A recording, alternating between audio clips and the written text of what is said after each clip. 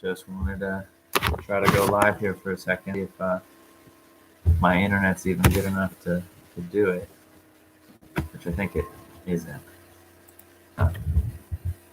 Will be though. It will be here shortly because we're getting the best internet available. We had, was it 6,000 bits? I don't even know what that means. 6,000 bits. That's it. Now we have 100. And then it's going to go from 6,000 bits to 100,000 bits worth of internet. So, I mean, I was struggling with the internet that we have here now for a while in Germany, but that's because the system's really old. We didn't need it, you know. Yeah, so this is my first time going live. I just thought it'd be a good test, and I hope everybody's doing well in the world. I know the lockdowns are driving people nuts, and nobody has everything that they need, you know, human contact. How long has it been since people were really able to just look you in the face and see you without a mask? You know, like, I've been very fortunate to be able to not wear a mask for the last 2 months at all. But I don't think that is even remotely true for most people. You know, I have people that can get me things from the store, and I'm really, really thankful for that. But that, you know, that's not the case for most people at all. So this is just my little live tests. You know, 2 minutes. We've had 2 people, and you know, just testing out what it's like to go live on YouTube on this platform, which I don't know how long will be here. I don't know how long I will be allowed to be here. Anyone like me will be allowed to be here because, well, let's face it, you know, YouTube is censoring everybody. YouTube is censoring anybody who has a dissenting voice, anybody who says anything that they don't want people to be talking about. And it's not even, they're censoring the New York Times now. They're censoring things that, oh, well, you know, this is just not a narrative that we need out there. And so you're gone. And that it's a huge precedent to be able to say, the information isn't false, but we're just going to shut it down. What does that really say? You know, it's like, well, we just don't want these things coming out. So think about that. Really think about it and decide for yourself if this is a platform you want to contribute to. Like, I'm on minds.com, I'm on library.com, I'm trying to get on bitshoot.com. And these are alternative platforms which can also pay you, and they don't ever censor. Although Minds, I heard one of my friends there was censored the other day. And so, you know, we got to be careful about where we put our energy. And honestly, the internet is becoming a ghetto for a lot of people. It's becoming like Facebook and Google. They control, I think it was like 95% of all internet traffic, you know? And so, whoa, 95% of all internet traffic. So, you know, Google's just a search engine, so-called, and Facebook is just a social media platform. But at the moment, they're able to censor, they're able to feed people into certain groups, into certain areas of information. And so, you know, a friend of mine calls them internet ghettos. So what does that mean? You are forced into this place where you cannot access certain amounts of information. I read a very disturbing statistic, you know, months ago, and it was that Google and Facebook only allow you to see 3% of the internet.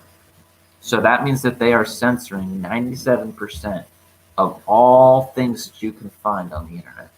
And imagine what you can actually access on the internet. If it's like unfathomable how much information it is, and yet that's only 3%. So what are those 97% that they're not showing you? Imagine being in a store and you walk in there and it's filled with stuff, right? And you're like, wow, this is so much stuff. And you know, like let's say imagine like let's say a mom and pop store. You know, it's like 2 garages worth, but it's wall to wall. There's lots of stuff, everything that you want, really, or anything that you think that you want. And then he says, "Oh, you think this is something?" And he opens the door in the back, and there's literally like 12 Costco's back to back worth of stuff that they're not showing you. It's like, this is the real stuff back here. You're not allowed to see it though. You're not even allowed to think about it. And people are like, whoa, that 97%, that must be the real gold. Unless somehow they think that 97% of the internet is not for human consumption or not for your consumption. And what does that mean?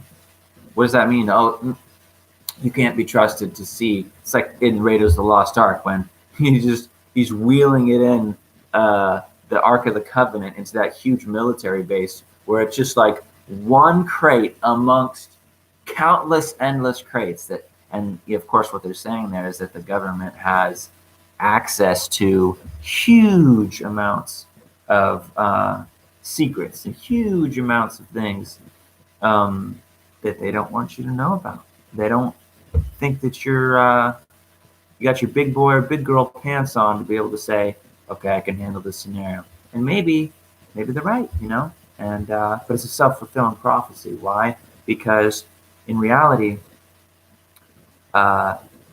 people have been forced into less and less positions of ability, less and less positions of responsibility, less and less positions of strength, less and less positions of being able to have self-determination.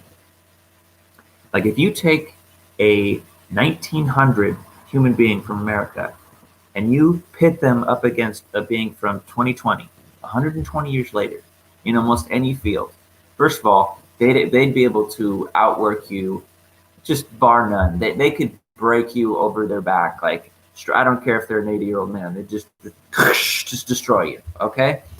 Of course, in technology terms, you'd be a god to them. But in terms of physical labor, in terms of eloquence of speech, in terms of just common sense, bar none, they'd be able to destroy you. And the further you go back, the more self-determinism. Like if you take the original Americans, the ones that came here from Europe, and you pit it up against, like, I would never get in a ring with any of those people ever.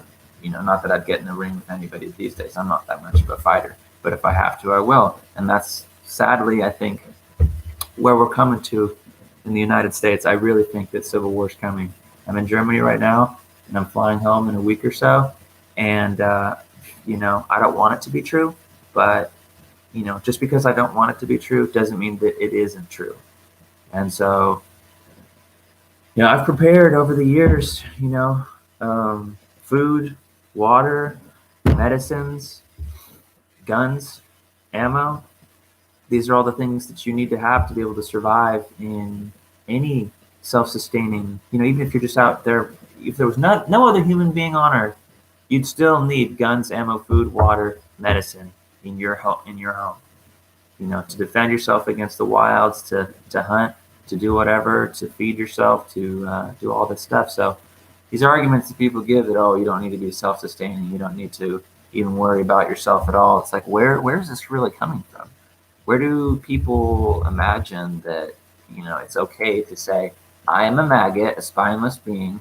I do not need to defend myself. I just need to burrow in the ground and accept the manna from heaven, and all will be well. All will be well. I don't think so. I don't think all things will be well by ignoring problems. It is better to be self-sufficient. It is better to know that you have the ability to take care of yourself and that you have done the work. You've done the work. Than to say, I will only rely on others to take care of me. This is a victimhood mentality. It is sadly what is happening to a large degree across the United States, is that people are really, for a long time now, thanks to the Democratic Party, just ignoring what they need to do to take care of themselves and saying, the state will take care of me. I work, I pay taxes, and now the state will take care of me. And even that is, it's bullshit.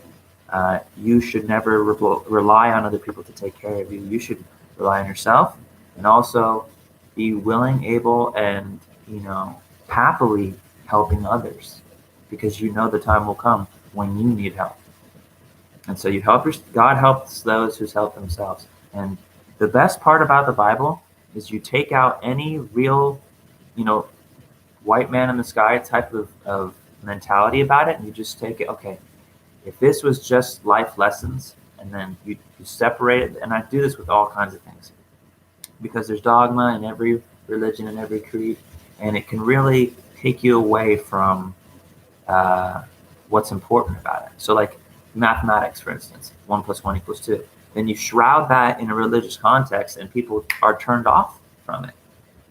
But if you just take it in a mathematics point of view, God helps those who helps themselves. It's like, if you're helping yourself, then the universe will know that you're helping yourself. You will have the strength that you're helping yourself. You will know that you can take care of yourself. And it's a self-fulfilling prophecy once again, because you know that I don't need to rely on other people, and you're not stuck in a system of weakness. You're not stuck in a mentality of weakness. And this is very, very important to do. It is very, very important to take command of your life. Take command of it. This is why people who are really hyper aggressive are the best businessmen, the best politicians, for the most part. Like, this is why Trump is so successful. Say what you want about him, but he's so successful in his political aspirations, because his confidence is never wavering. It never wavers. And he always talks up. He's always upselling everything that he does. You heard what they say. I'm the best there ever was. You've seen the numbers. You've seen the numbers. Nobody's seen the numbers, but it doesn't matter, because the confidence is just coming out of him. It's really in everything that he does. And that's why, he has all these businesses all over the world, and he is a successful businessman. You can say he owes all this money, but he has always owed money. Business people always owe money, because it goes into the cycle and it feeds in, And so think about that in terms of your own life as well. Do you want to always owe a responsibility? Do you always want to owe some higher good, Because of all the things that I have taken in my life, because of all the blessings and privileges that my life has bestowed upon me, I owe a spiritual debt. And so I pay back, I give back. I am always willing to do the extra, to go the extra mile, to help people, to help others.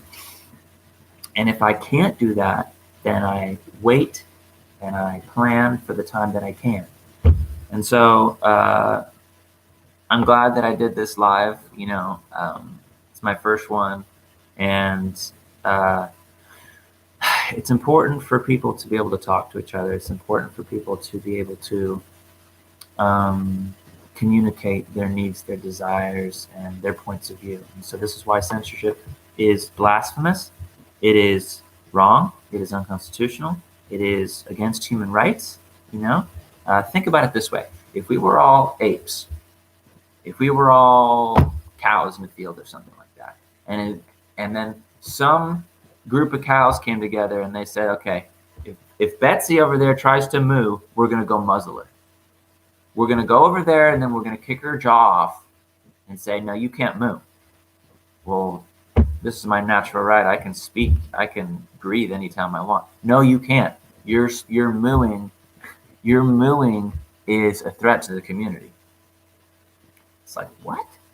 It's like, that is the level of hypocrisy. That is the level of just unhinged insanity that censorship is. And this is why it's so important that people be able to say what they need to say, no matter what it is. The only thing is that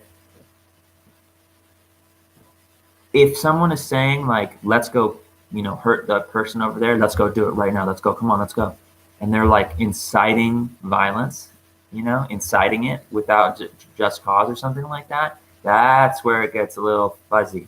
They should still be able to say it, but not without repercussions. It's like, why were you saying to go attack this person?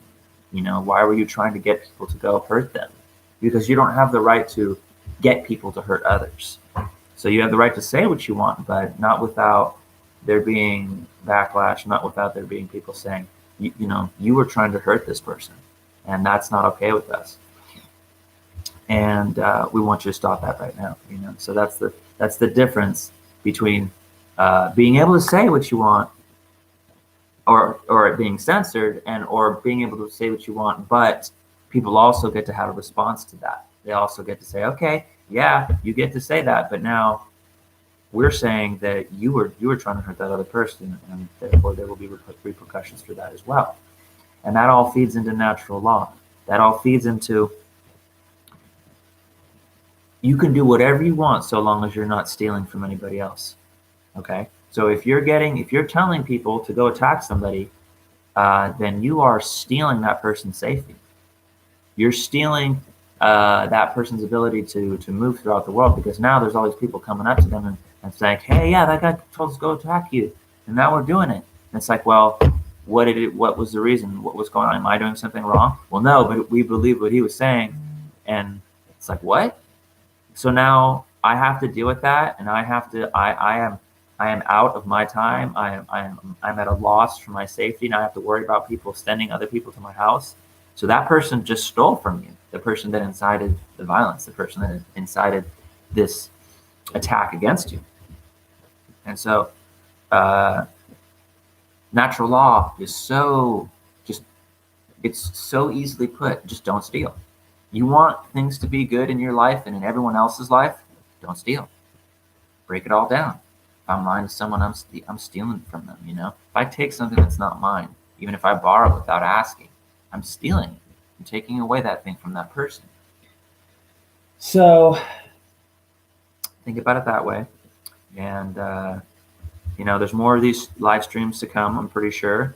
Just wanted to check out the system. I've never done it before. I'm getting more confident with my technology. I was really into technology in the early 2000s, and I was really up to spec on like the newest stuff. And then around the year 2010, I kind of just dropped out. I was too absorbed in my own dark shadow work, too absorbed in figuring out myself. So I had to disconnect. I had quit my Facebook, quit everything, and just kind of disconnect from the world. And here I am 10 years later, coming back to the technology, and it's changed quite a bit, and the capacities of it have changed quite a bit. My laptop's 10 years old, and the limitations of it are really apparent to me, but it's still a very powerful piece of technology. It's just it's an Aspire 5330 or 5350G, which I got in Australia, and it's a Core i5. It's got like 4 gigs of memory or whatever on it, and it can still perform a lot of the functions that I need for the world, mostly just writing and doing a little web browsing and stuff like that. But I really suggest to people that they figure out really what they can do with their technology. And although there is a lot of stuff that you can do with your tablet or with your phone, these things right here, they're very limited. And there is an active attempt to get it where they want everybody just to be using their phones. They don't want people really having the power that a laptop provides. So, and you'll notice that you'll notice that you can't find any laptops with certain things like backwards compatible, like CD drives are going to the wayside in almost, you'd be hard pressed to find any computer these days. There's probably like 5 on the market that have CD drives. And yet there's tons of CDs, and that's like still a huge medium for most people. I'd say most people, 80% of the world still uses CDs. There's people that still use, VHS is still a big thing in like India, although that's going to the wayside pretty quick. And information technologies are changing. I think information technologies, as well as like hard drive space and computing power, they're on exponential curves. So yeah, they're going straight up. So anything within just a year ago could be completely overtaken very quickly. So let's see, what are the main points of my talk today? The main points are internet censorship, bad. Censorship of any type, bad. Preparedness for anything that might happen in the United States. I was listening to, and also technological capabilities that you need to have. I was listening to Tim Pool in one of his latest talks. His talks are really good because they only last about 20 minutes, so that's like, if you're interested in a certain subject, 20 minutes is a really good marker. So I'm going to leave it about 20 minutes for here. But he was saying that what I said about internet censorship with the New York Times article with Biden saying that, oh, well, Hunter got this job because of his father, and he had to pay his father for that job, and it was millions of dollars from a Russian oligarch in Ukraine or something like that. And it was proving that the whole family is corrupt, and yet Facebook and Google censored it. They said, you can't talk about this. Was it false? No, but we don't want you talking about it. So he was making very good points about that. And also he was saying that in the United States right now, the left are planning for riots, whether Trump wins legitimately or whether he doesn't win. They're going to just do riots anyways. Because if he doesn't win, they're going to say, well, he may not hand down the power, so we're going to riot. If he wins legitimacy, we don't believe it's legitimate, so we're just going to riot. So there are plans to protest peacefully, which if you listen to the news, it's never peaceful, or very rarely peaceful these days. How long have the riots gone on now? Because of the Black Lives Matter movement and everything. Months and months and months, and cities are still burning. So prepare for that. Prepare for civil unrest. More Americans than ever are buying guns. The gun sales right now are higher than they've ever been. I know people who are devout leftists who never would have touched a gun, who were afraid of people who own guns, who were afraid of me because I voted for Trump once, the one time that I voted pretty much in my life. And now they're calling me up and saying, Danny, should I get a gun? Danny, I'm kind of a Trump supporter now. And I never thought I'd see the day, but the left has gone unhinged nuts. And, I do not support politics. I don't even ally myself in the political spectrum really, but if I had to, I'd say that I'm right conservative. And if I had to, I would vote for Trump, but I'm not voting because I'm an anarchist, which means I do not believe in masters or slaves. And government is always a master-slave dynamic. And no matter who you vote for, no matter how good they are, there's always wars. There's always a police state. There's always taxation, which is theft, which means it's always wrong. So it's like I made a post about it on Twitter, on Instagram. There was 3 lines and people in each line except for the third line. Line A was evil A, line 2 was evil B, and line 3 was no evil. And it was like the voting box. And everybody was saying, man, I wish I wish there was no evil. And yet there was 2 streams of people voting for evil A or voting for evil B, and they can't actually choose not to vote for evil because they've been brainwashed into thinking they have to choose the lesser of evils. Otherwise, they are evil because they didn't vote. Any evil that they may experience is because they didn't choose an evil. You see how twisted and evil that is? So I'll leave it there. More to come. Subscribe, hit the notification bell, share my videos, share my posts, like, and have a great day. See you.